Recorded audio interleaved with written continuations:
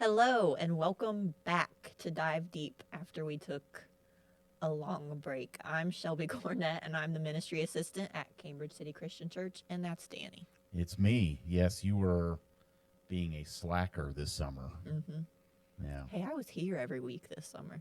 that's true. I was gone. It was a lot of it was my fault. I was just trying to put the blame on the host. Yeah. But yeah, I was kind of in and out a lot. That made it hard on Shelby. So with that, I apologize. Thank you. Are we going to take summers Thank off? you.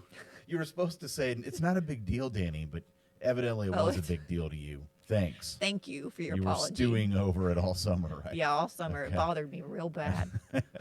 All right. All right. I will try to do better next time. Okay. Yep. Whatever. We started a new series We this week did, yeah. called It All Comes Down to This. All comes down to this. Yes. Yeah, And I liked it. I liked the first week. yeah. So this series is going to be a lot different than some because we're focusing on a passage there in Matthew in Matthew 25 that Jesus talks about. You do this, and you're doing this to me too. Mm-hmm. And so there's a list of things. This week was hunger. We're going to talk about those who are in prison, those who are naked.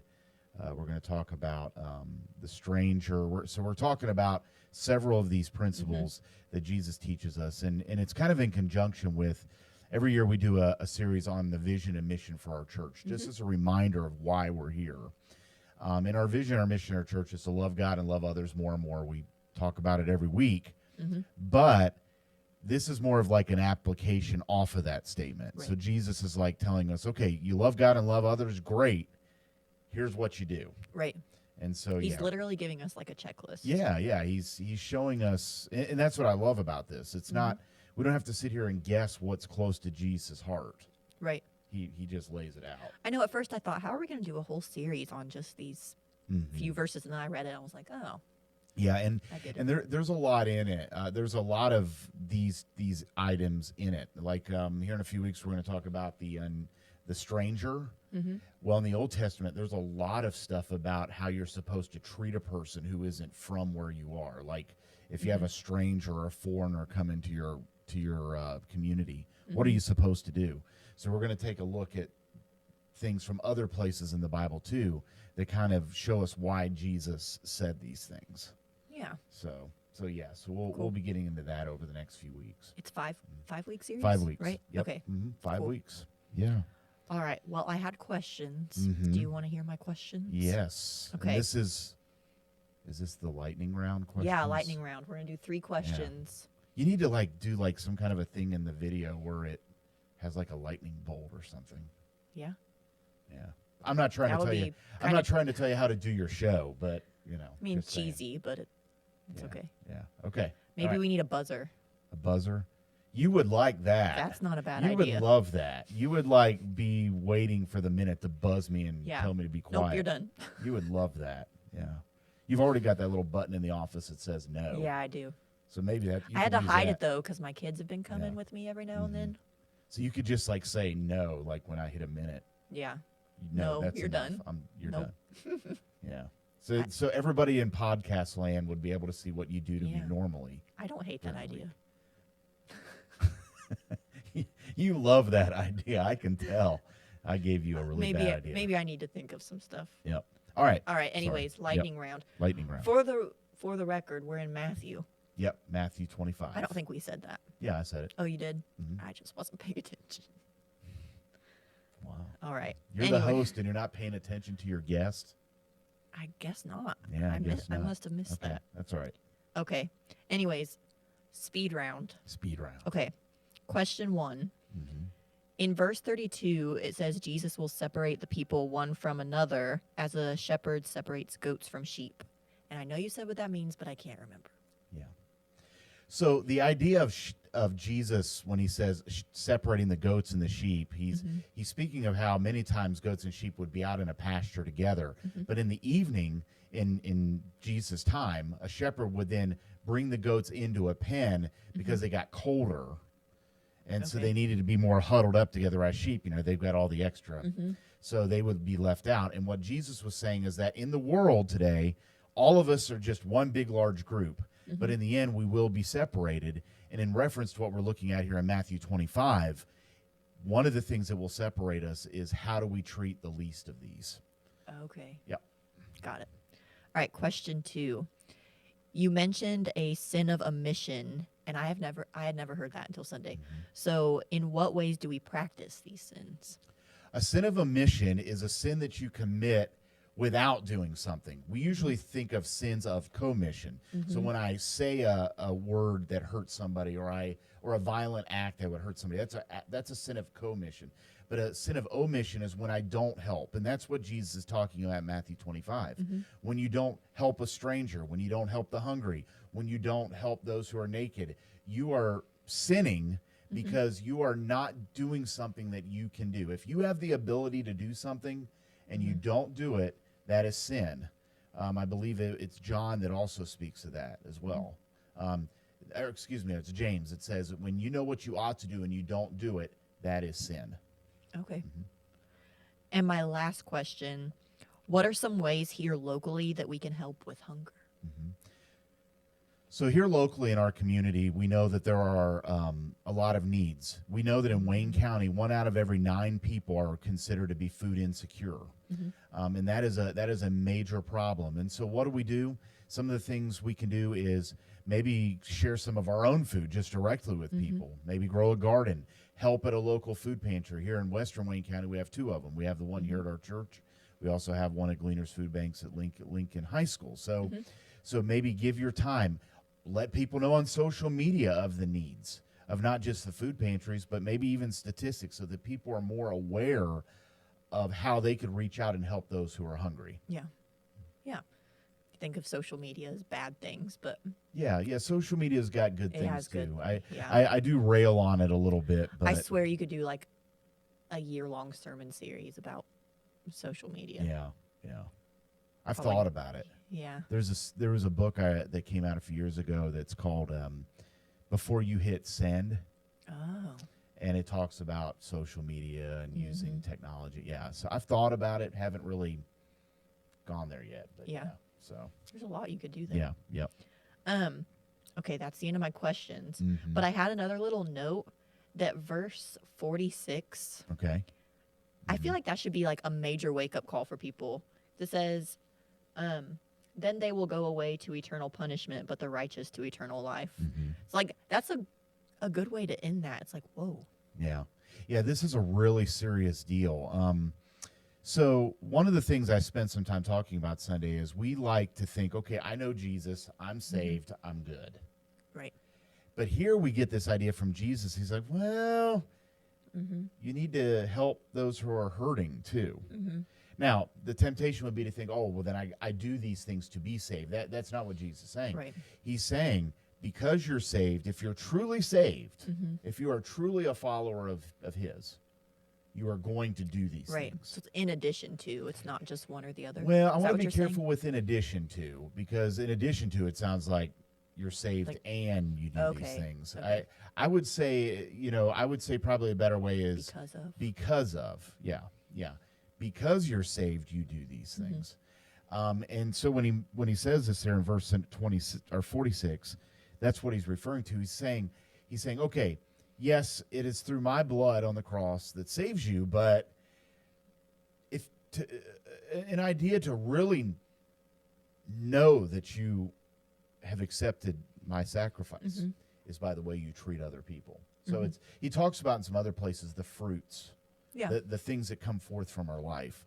If we're not producing fruit, then you have to question, are you really alive? Right? Okay. Like a tree that's dead isn't going to put out fruit. Only a tree that's alive. Right. So that's what he's saying here in a sense. I mean, he's saying you might think you're alive, but you're really dead. There's another passage I shared on Sunday. Let me see here. Here it is in Matthew 7. Jesus said that not everyone who says to me, Lord, Lord, will enter the kingdom of heaven, but only he who does the will of my Father. So how do you do the will of your Father? Well, it starts with your salvation. It starts with putting your faith in Jesus, but the will of the Father is producing fruit. So because you are saved, you do these things. Right. So yeah. So it's yeah, you're right. Verse 46 is an eye opener. Yeah, it is. It's an eye opener. Yeah. Yeah. And that's what I'm hoping that we'll get across in this series Mm-hmm. is that it's maybe we haven't been really living out the mandate of Jesus. Mm-hmm. And if we're not living out his mandate, then are we really following him? Mm-hmm. And if we aren't really following him, do we really have faith in him? See, it kind of all connects. So, yeah, that's really what this series is about. Yeah. Mm-hmm. That's Yeah. all I had. So, Yeah. anything Yeah. additional? No, I mean there's a lot of things. That's a lot of notes that I had for myself. We talked about the sins of omission and commission. I think that's important because we don't usually think about the things we don't do. It's the things we do to someone else. Right. Like I know for myself when I pray, so I do a time of prayer in the morning. I do a time of prayer at night. I've actually, interestingly enough, I've started a practice here a few weeks ago. I found a little prayer book that was from the Eastern Orthodox Church. Mm-hmm. That's really neat. That has different morning and evening prayers and whatnot that I go through. And then I usually say a short prayer time for myself. And something that I don't know that I do enough is thinking, okay, when did I not do something? Mm-hmm. Like I had an opportunity maybe to say a kind word to someone, but I chose not to do it. Right. That's a sin because I'm withholding something that's good from Mm-hmm. somebody else. So yeah, I think it's important for us to think about that because I think the more we focus on the sins of omission, Mm-hmm. we'll probably be less likely to have the sins of commission. You Right. see what I mean? Yeah. If I'm speaking kind or I'm doing kind things to someone else, Mm-hmm. there's less likely of a chance I'm going to do unkind things Right. or say unkind It kind of, things. I hate to use this term, but it kind of snowballs. Yeah. Like you yeah. just build. Yeah, exactly. Yeah, that's a good way of putting it. Yeah, the more good things you do, the less bad things you're Right. probably, it's It's like you gain momentum, and it seems like it would be easier to do the right thing. Yeah. So I think we're missing something there. I talked a little bit too about the importance of, oftentimes we like to stand around and not, we complain about the problems in our world and then we won't do anything about it. Mm-hmm. We'll watch the news. I mentioned Sunday how when I was in youth ministry, and even still I see it where people complain about young people and they don't do things like we did it, and which I have always kind of laughed at because I'm sure you did a lot of the same things. But if there's a problem, then do something. Yeah. Help serve in a school or a youth ministry or Right. do something about it. Don't just stand around and Yeah. and pretend like somebody else will do it. You don't have any right to complain if you're not doing anything about it. Yes. Yeah. I've used that very line sometimes in church ministry. I'll have somebody complain to me. Years Yeah. ago, I had somebody complain to me about something we weren't doing at the church, and I'm like, well, why don't Go you? ahead. Yeah, we'll go ahead. I love this idea. Let's start the ministry. Mhm. Well, I don't really want to do that, and then I'm like, well, then I don't want to hear it. Right. I know I told you the other So- day, and I won't mention who it was, but somebody Yeah. told me once that if you don't vote, you can't complain. Yeah. And this is like the same thing. Yeah, it is. It's very similar. Yep. Yeah. Yep. So anyway, we need to get involved. There's also another thing that I thought was interesting. So in 1 John says this. He says, "We know what real love is because Jesus gave up his life for us. So we also ought to give up our lives for our brothers and sisters." And then he asks the question. He says, "If someone has enough money to live well and sees a brother or sister in need but shows no compassion," he asks this. He says, "How can God's love be in that person?" See, again, that's a connection to the sin of omission. He's saying if you have the means to help someone and you don't do it, Mm-hmm. where's the love at? There's no Right. love in your life if you're not doing that. Mm-hmm. So it's That's another wake up call. a butt kicker. Yeah. I mean, it is. I mean, it's like, ooh, because how many times have we done that? We'll see a homeless person, or we'll see Mm-hmm. someone who's maybe struggling to pay bills, and what do? We sit there and we're like, well, they made this choice, or that's their life, or blah blah blah. And but there's none of that in that script. It doesn't say, Right. well, you don't have to help somebody that's made bad choices. Yeah. It Right. doesn't give you that option. So Love others unless Yeah. blah, blah, blah. yeah, there's none of that in there. Yeah. So anyway, I thought that was really important. And then, of course, we spoke somewhat about just the hunger issue, and it is a problem. I mean, we here at the church, we get usually every week at least, we'll get at least a call from somewhere or somebody with some need.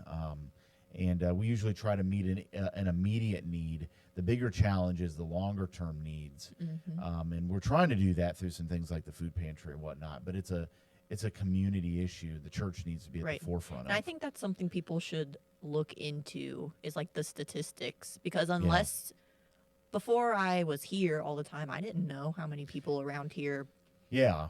were in need. Yeah, you don't in smaller rural areas you maybe don't see it quite as easily because generally speaking, although we have had some homeless in our community, but generally speaking, you don't see people like living on a sidewalk or something. Right. Typically, what happens in our community is people are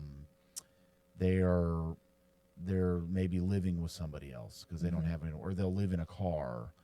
Or another one is people kind of rotate around different places. Right. I know here in our school district, I've talked to people in the past that what happens a lot of times is that you'll have a student that will come and start the school year, and then they go somewhere else, and then they end up coming back during the school year, and it's because you have a little bit of that going around. So now I know we're talking about homelessness there, but when we're talking about hunger, it's not as noticeable, but usually those two things are intertwined. Right.